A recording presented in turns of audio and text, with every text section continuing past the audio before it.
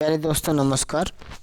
आज मैं जो आज 27/12/2021 को पेपर हुआ है फाइन आर्ट, जिसका कोड है 049, उसको लेकर के यहाँ पर चर्चा कर रहा हूँ।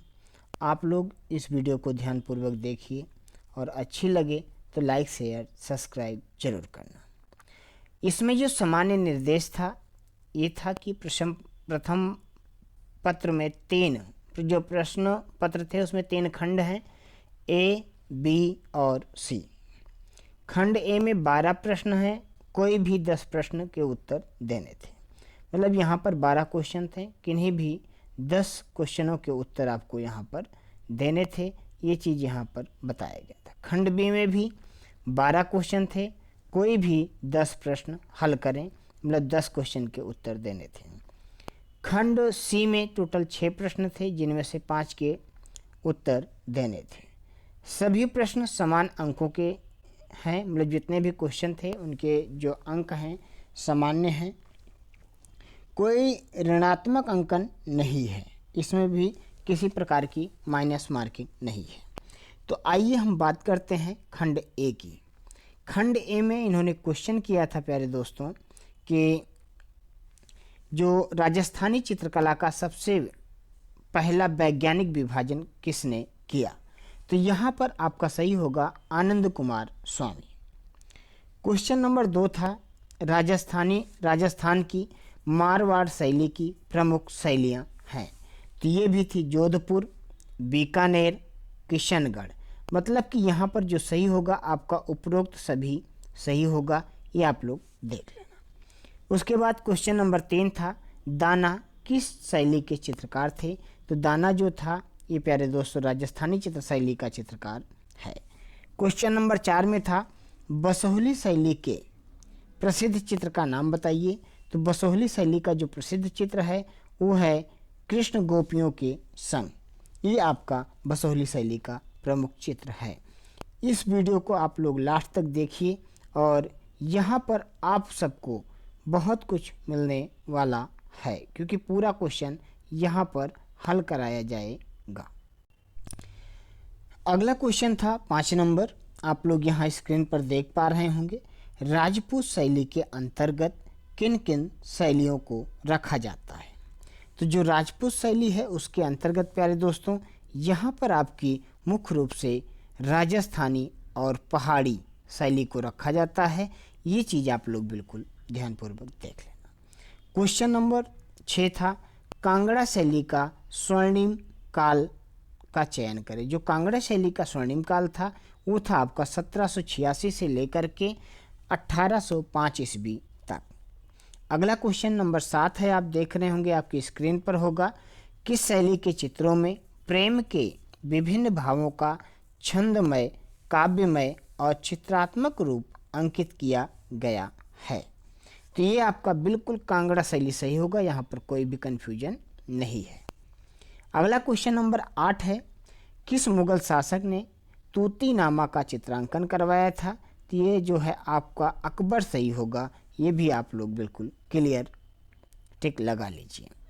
अगला क्वेश्चन है हमारा क्वेश्चन नंबर 9 से आप लोग देख पा रहे होंगे कि आपके सामने स्क्रीन पर है। हमजा नामा का चित्रांकन किसके समय पूरा हुआ था। तो यहाँ भी अकबर सही होगा, क्योंकि अकबर के समय पूरा हुआ था, हुमायूं के समय चालू हुआ था। क्वेश्चन नंबर 10 है, मुगल चित्रकला शैली का प्रारंभ कब से माना जाता है। तो प्यारे दोस्तों आपकी जानकारी के लिए बता दूं 1526 ईस्वी में बाबर के द्वारा मुगल साम्राज्य की नींव रखी जाती है। इसलिए जो यहाँ पर सही होगा आपका 16वीं शताब्दी सही होगा, ये आप लोग बिल्कुल क्लियर कर लेना। क्वेश्चन नंबर 11 था जहांगीर के अनुसार उसके दरबार का सर्वश्रेष्ठ चित्रकार था। तो यहाँ पर आपका अबुल हसन सही होगा, इसको आप लोग टिक कर लेना। अगला क्वेश्चन है क्वेश्चन नंबर 12, गोलकुंडा शैली का प्रसिद्ध चित्र कौन सा है। तो गोलकुंडा शैली का जो प्रसिद्ध चित्र है दोस्तों वो है चांद बीबी पोलो खेलते हुए। ये आपके गोलकुंडा शैली का प्रसिद्ध चित्र है। इसके साथ साथ हम आगे बढ़ते हैं। एक खंड ए का आपके 12 क्वेश्चन हो गए। इसके बाद मैं आपसे चर्चा कर रहा हूँ खंड बी के बारे में। तो खंड बी में आपके टोटल 12 क्वेश्चन हैं और इनमें से 10 क्वेश्चनों के उत्तर देने हैं। यहाँ पर ऊपर लिखा भी हुआ है, आप लोग देख पा रहे होंगे, तो आप लोग यहाँ पर देख लीजिए, ये लिखा हुआ है। यहाँ पर 13वां नंबर क्वेश्चन था, 13 नंबर, किशनगढ़ शैली के प्रसिद्ध चित्रकार का चयन कीजिए। तो ये थे आपके निहाल चंद। निहाल चंद ने ही बनी ठनी नामक चित्र का चित्रांकन किया था, जिसे भारतीय मोनालिसा के नाम से भी जाना जाता है। क्वेश्चन नंबर 14, मेवाड़ शैली में चित्रित मारूरागनी नामक चित्र के चित्रकार कौन है? तो जो मेवाड़ शैली में मारूरागनी नामक चित्र का चित्रण किया गया है वो साहिबदीन के द्वारा किया गया है। ये आप लोग बिल्कुल क्लियर कर लेना। क्वेश्चन नंबर 15 था, बीकानेर शैली के उद्भव का श्रेय किसे जाता है? तो जो बीकानेर शैली है ये आपके मुगल काल के जो चित्रकार थे, औरंगजेब के द्वारा निकाले गए थे, निष्कासित किए गए थे, उनके द्वारा उद्भव का श्रेय उनको जाता है। तो यहाँ पर आप लोग ए टिक कर लीजिए। अगला क्वेश्चन नंबर 16 है, राजस्थानी कला का प्राचीनतम केंद्र कौन सा था? तो जो राजस्थानी कला का प्राचीनतम केंद्र था प्यारे दोस्तों, वो आपका मेवाड़ है। मेवाड़ शैली राजस्थानी शैली का प्राचीनतम वो है, आप लोगों को मालूम होगा। क्वेश्चन नंबर आप 17 देखेंगे, जयपुर का आरंभिक काल किस शैली के नाम से जाना जाता है? तो जयपुर का जो आरंभिक काल था आपका ये आमेर शैली के नाम से, मतलब ऑप्शन नंबर सी सही होगा। ये आप लोग बिल्कुल क्लियर रख लेना। आगे बढ़ते हुए मैं बात करता हूँ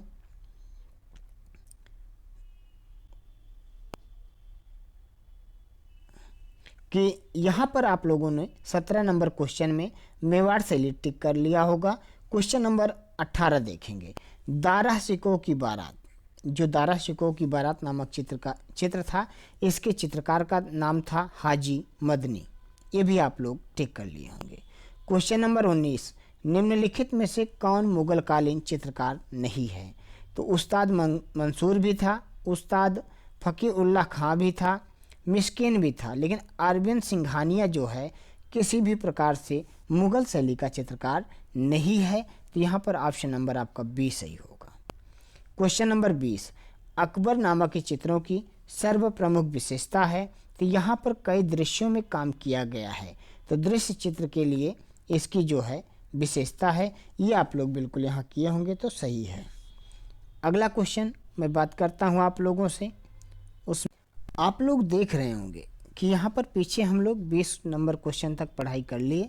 अब आगे है 21, रज्मनामा किसका फारसी अनुवाद है? तो रज्मनामा आपका महाभारत का फारसी अनुवाद है। आप लोगों ने बी टिक किया है, बिल्कुल सही है, कोई शक नहीं है।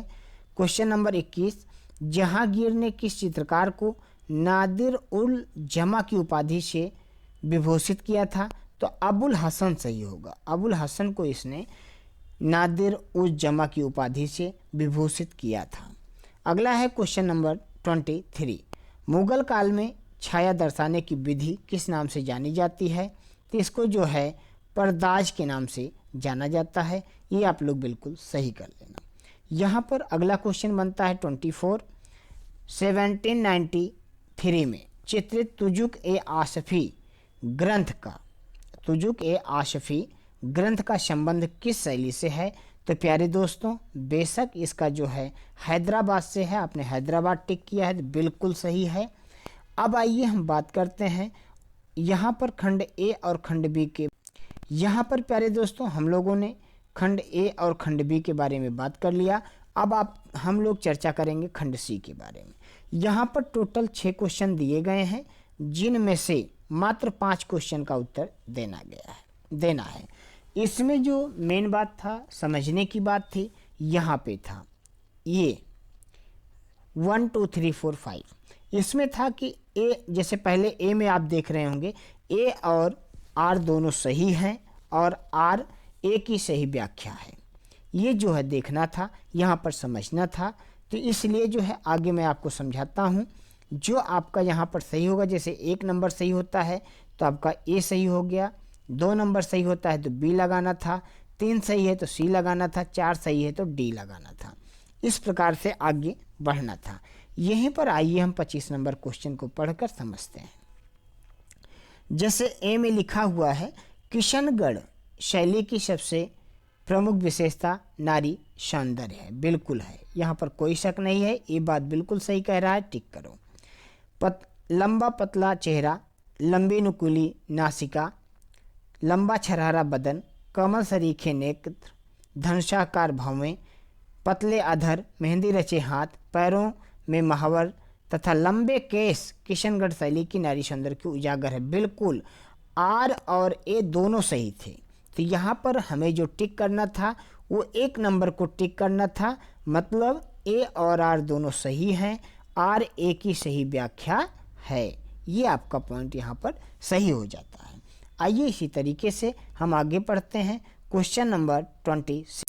तो प्यारे दोस्तों, अभी तक हम लोगों ने पीछे जो है कई प्रकार से क्वेश्चनों को देखा है। यहाँ पर 26 में देखेंगे, अभिकथन दिया गया है ए और आर के रूप में। श्रीनाथ जी के स्वरूप के पीछे सज्जा युक्त बड़े आकार के पर्दे पिछवई कहलाते हैं। बिल्कुल कहलाते हैं भाई। पिछवई नाथ द्वारा शैली की मौलिक देन है। बिल्कुल, पिछवई पीछे प्रदर्शित किए जाने के कारण पिछवई कहलाता है। बिल्कुल सही है, दोनों आर और ए सही है। जिसने इसमें ऑप्शन नंबर ए टिक करके आया है उसका 100% सही है। तो ये आप लोग ध्यान देना। आगे बात करते हैं क्वेश्चन नंबर 27। अकबर के समय मुगल शैली का उत्तरोत्तर विकास हुआ। बिल्कुल हुआ, इसमें कोई शक नहीं है। औरंगजेब कलाओं का विनाशक सिद्ध हुआ। बिल्कुल जी। उसके समय अनेक कलाकार बेरोजगार हो गए। बिल्कुल सही कह रहा है। तो ए और आर दोनों सही है, मतलब यहाँ पर भी आपका ए सही होगा। जिसने ए टिक किया है बिल्कुल सही है। क्वेश्चन नंबर 28 ए में कहा जा रहा है, देखिए, कांगड़ा शैली के चित्रों में नायिकाओं की 8 अवस्थाओं का चित्रण देखा जा सकता है। बिल्कुल 100% सही है, देखा जा सकता है। नायिका भेद के चित्रों में कांगड़ा के चित्रकारों ने विभिन्न दशाओं में श्रृंगारिक भाव सजीव झांकी प्रस्तुत की। बिल्कुल सही है, यहाँ पर भी आपका ए ऑप्शन सही होगा। जिसने भी ए सही किया है उसको ये नंबर पक्का है। अब आइए आगे हम देखते हैं 29 और 30 का। तो यहाँ पर प्यारे दोस्तों 29 और 30 को आप लोग देख रहे होंगे। तो यहाँ पर जो ऑप्शन है उसके अनुसार हम बात करते हैं। जैसे 29 को आपने देखा, यहाँ लिखा हुआ है उस्ताद मंसूर मुगल शैली का प्रसिद्ध पक्षी चित्रकार था। बिल्कुल जी, ये पक्षियों का चित्रण करता था, सही है।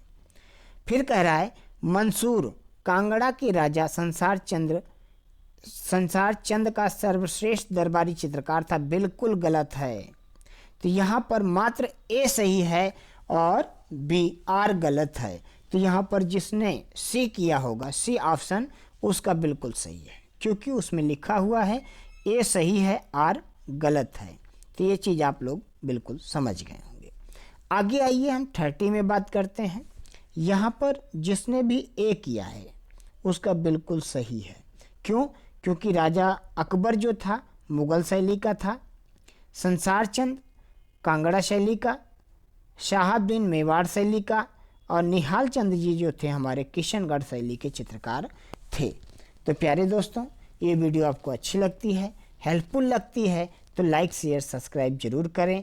और इसी प्रकार के आगे और भी वीडियो चाहिए आपको आपके सिलेबस के अनुसार तो आप लोग मुझे कमेंट कर सकते हैं। धन्यवाद।